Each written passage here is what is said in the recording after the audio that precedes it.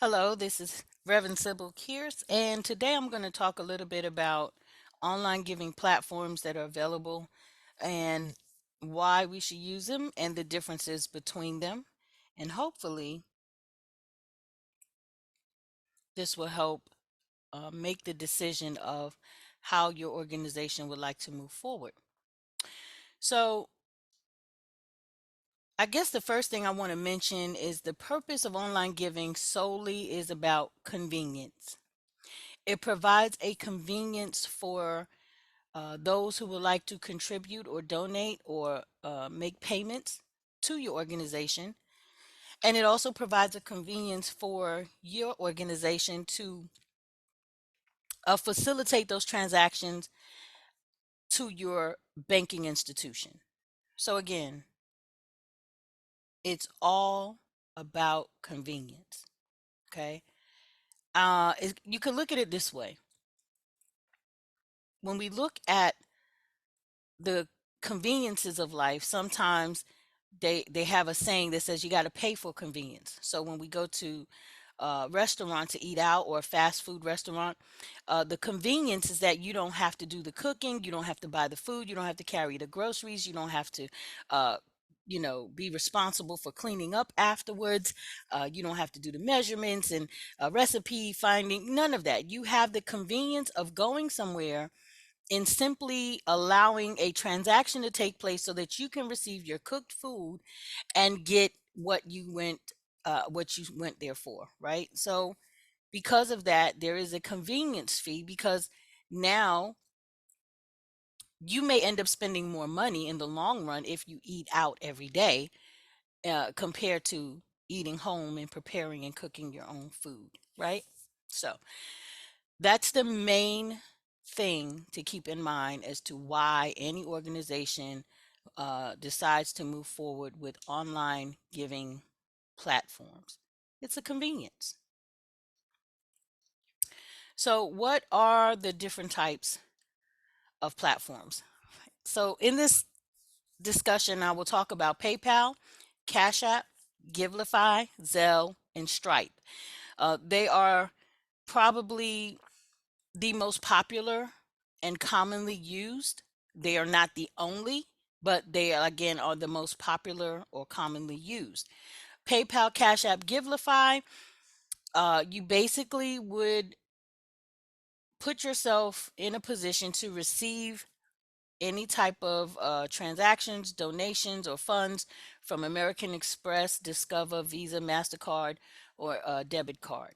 They, through their app or through their platform, allow the consumer to utilize any of these methods of payments, right? And so that gives you a broader reach as far as what you can allow your consumer, client, or stakeholder to utilize to get the funds to you, right? And so sometimes people use credit cards to do certain transactions as opposed to just doing cash only transactions.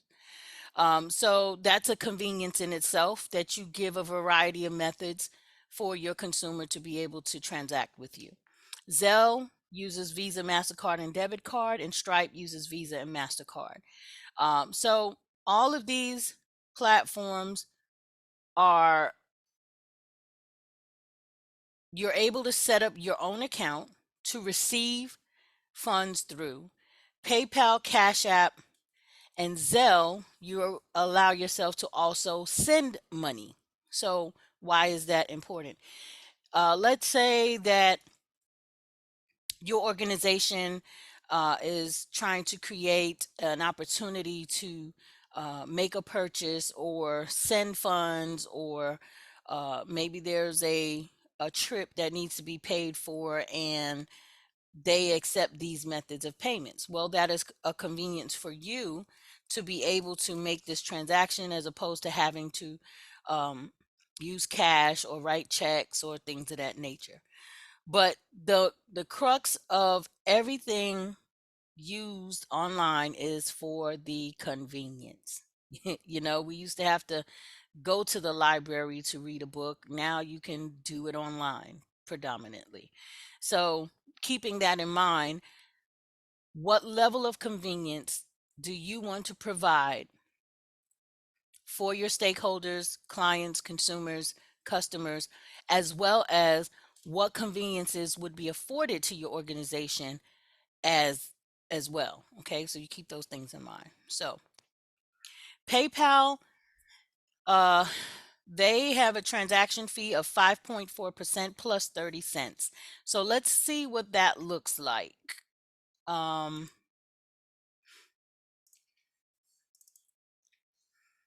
all right.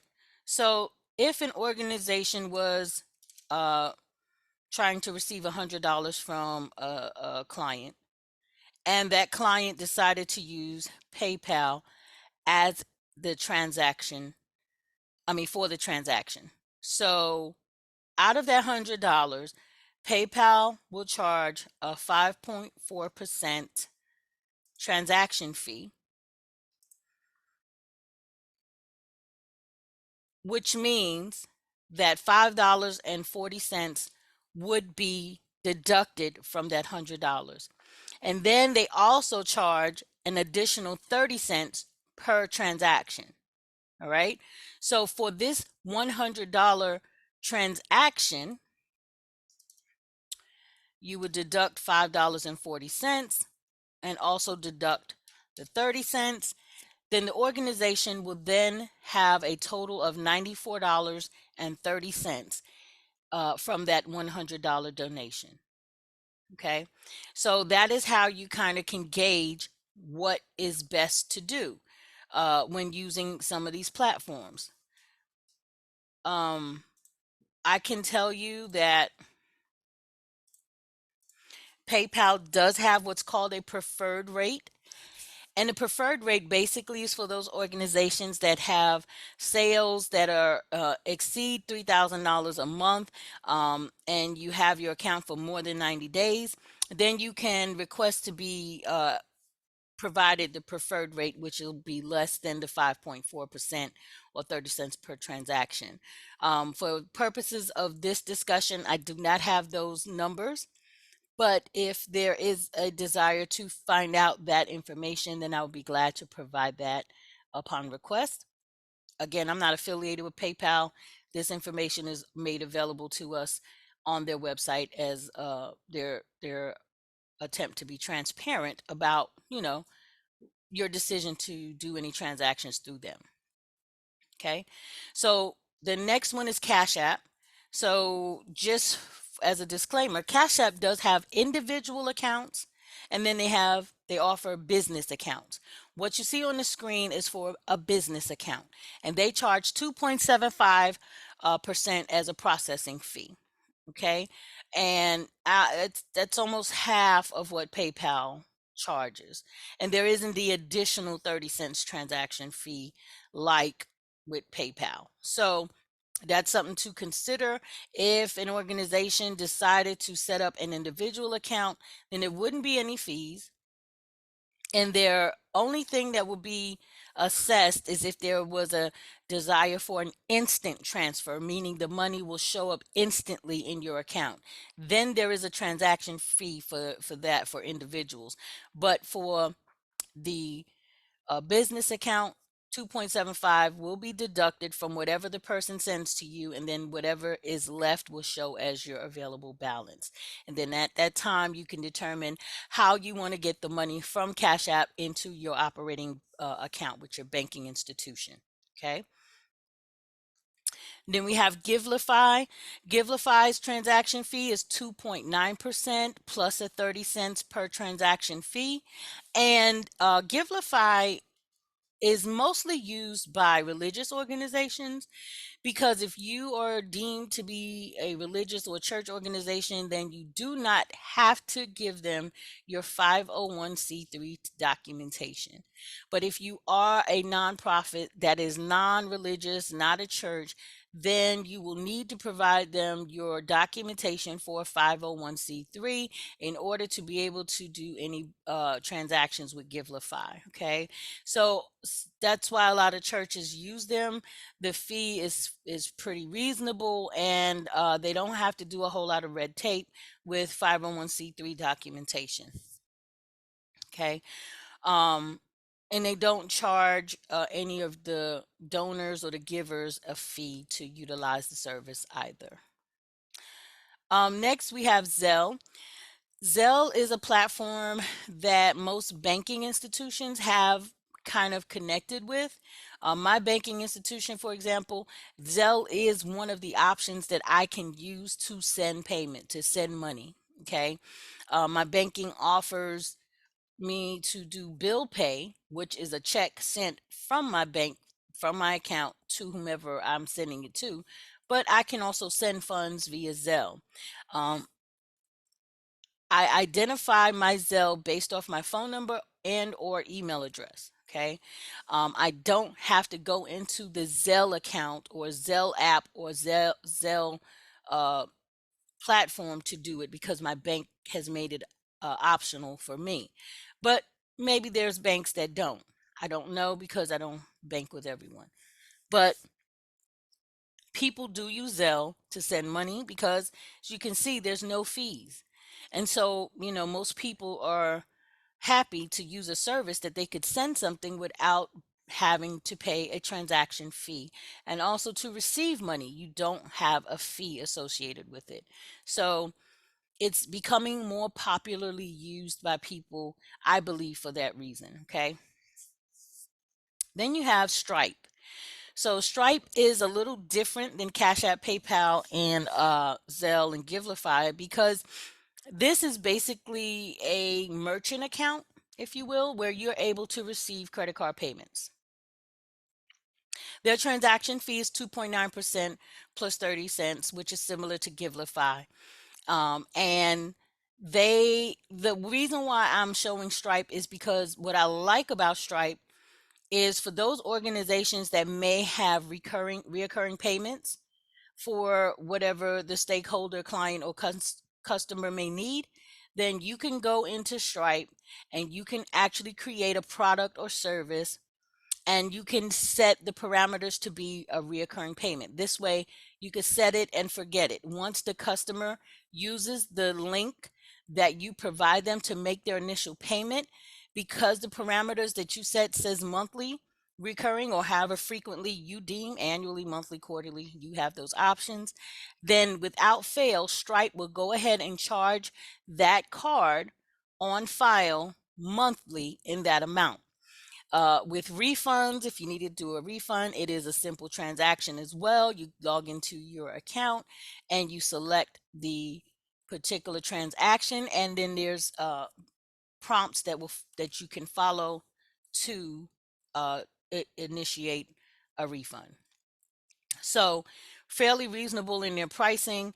And again, it is easier to set up those automated reoccurring accounts. Okay.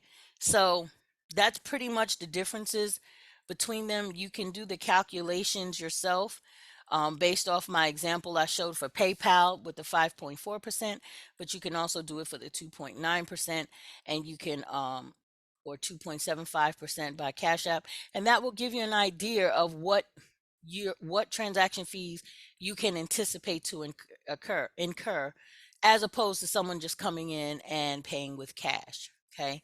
So some organizations has place the burden of the transaction fee on the sender or consumer or stakeholder, and they let them know as a disclaimer that, hey, if you choose to utilize this method of payment, there is a transaction fee that you will be assessed. So this way the organization isn't eating those fees. Not all organizations do that. Maybe some organizations may decide to adjust their payment amount to accommodate for the fees. Some organizations just pretty much write it off as an expense for the convenience of allowing their consumers to have, uh, you know, the ability to give them the funding easier than just relying on cash individual transactions. So that will be at the discretion of the organization how to move forward with dealing with the transaction fees. But aside from Zelle, there will be some form of transaction fee to consider for whatever organization, whatever platform the organization decides to utilize. So, how to get started? Most of the platforms I discussed have an app, meaning if you have a mobile device, you can go to either your Apple Play or Google Play and Apple Store and Google Play, however it's called, and download the app, then log in or create an account with them.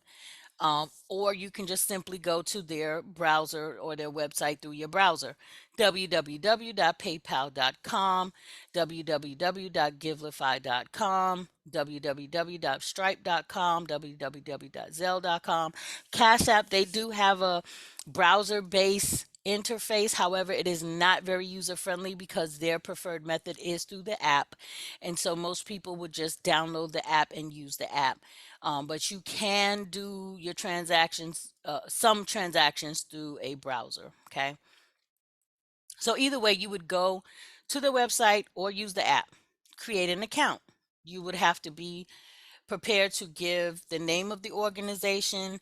You may have to upload your documentation to support that your organization is in good standing and it is legit. If there is a nonprofit, they may require that information or documentation as well.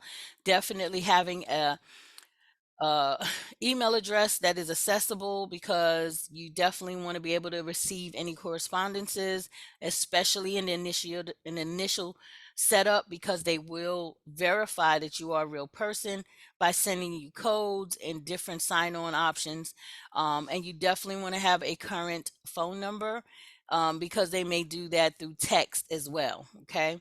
So you have all of that information when you're setting up and creating your account. You will create a username, you will create a password or a handle such as like Cash App. You would want to identify what do you want people to look up when they want to find your organization to send you the funds to. Okay. Um, so basically, you do all of that and you submit the information, and then your account is created. The next step would be to connect your bank account that you want your transactions to go through. So if someone sends you funds through Cash App, until you tell Cash App how you want those funds to be transacted, then it will remain as a balance in your Cash App account, similar to PayPal, similar to Stripe. Those three, you have to determine how you want those funds to be sent, and you have to let them know where to send it to. The only way to do that is to connect it through your bank account. You simply have to put in the routing number and the account number. Okay. Um, for Zelle, you have to already have your banking information with Zelle. So there wouldn't be any, it's like a direct deposit into your account. So you don't have to go in and do an additional step to get the money from Zelle to your account. It's linked to your banking institution. And so when someone sends it Zelle, it goes into your account. Again, no fees. Very easy, very convenient. Um, Givelify is similar. It goes straight into your account. So though Givelify and Zelle, you would just basically put in your account information and the transactions will automatically be sent to your account. Um,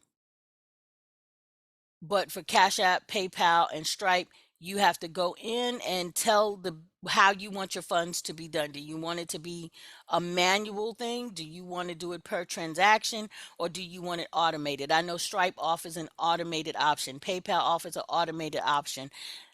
Cash App, I think you still have to do per transaction. So once you have that information provided to whichever platform you're going to use, now it knows where to send your funds to. Another thing that is optional is that there are platforms that you could send money from. So let's say your organization was planning a trip or an outing or something that required a method of payment to cover something, so that you can, go on the trip or do whatever you need to do, and the people you have to pay accepts PayPal, Cash App, or Zelle. You can also use that account to send funds. Okay, so that's also a convenience for the organization.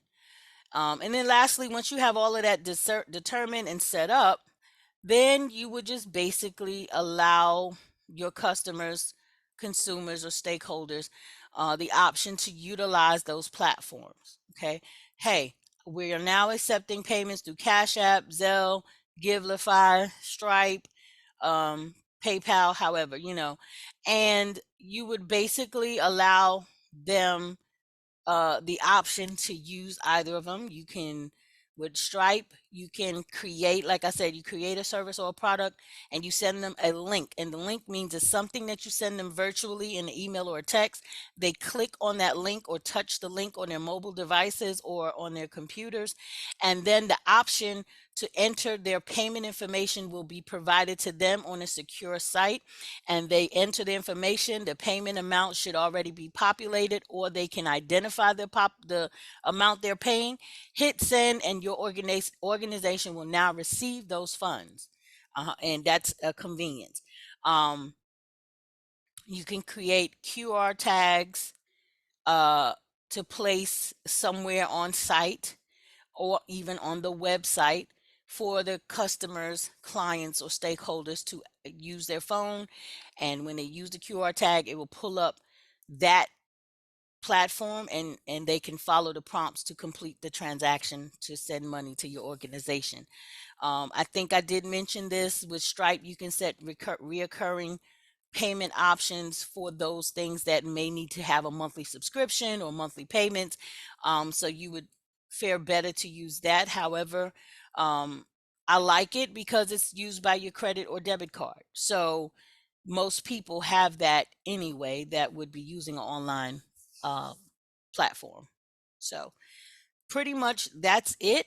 That's all it takes to do.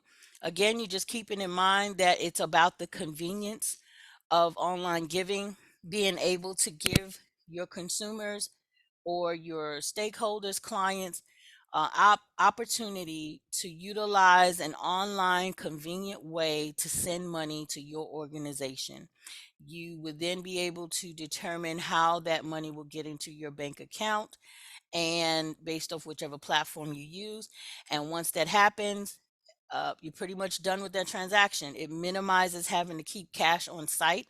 Less security is necessary on site for that purpose. It minimizes bounce checks. It minimizes missed payments. It minimizes a lot that would ordinarily be uh, what the organization would have to process and deal through.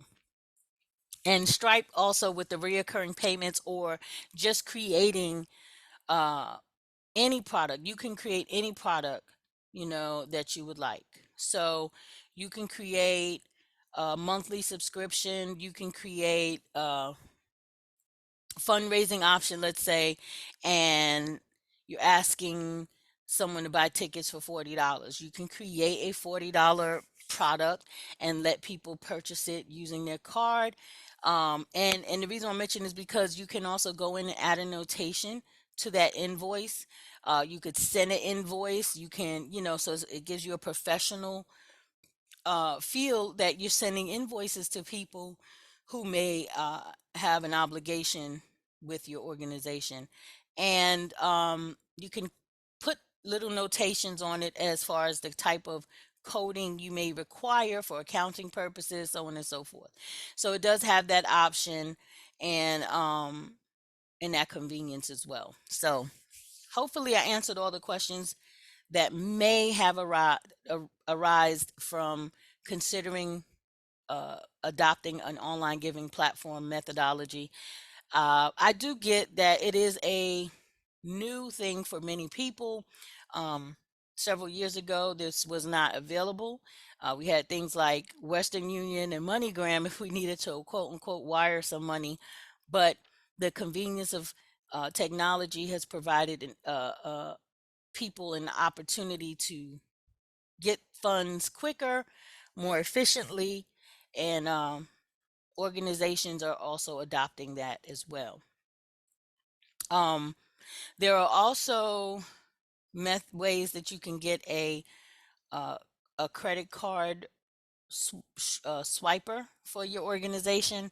If that's some, again, with the merchant account, you can get those things, and of course, transaction fees and stuff like that are also applicable to that. But you know, most times people are able to utilize these methods that I covered: PayPal, Cash App, Givelify, Zelle, and Stripe, to make sure that they cover all their bases, making it convenient for their consumer, customer, client, or stakeholder to be able to transact with them pertaining to money. So hopefully this answers questions and not create more confusion. If there are any questions, I will be glad to answer them to the best of my ability.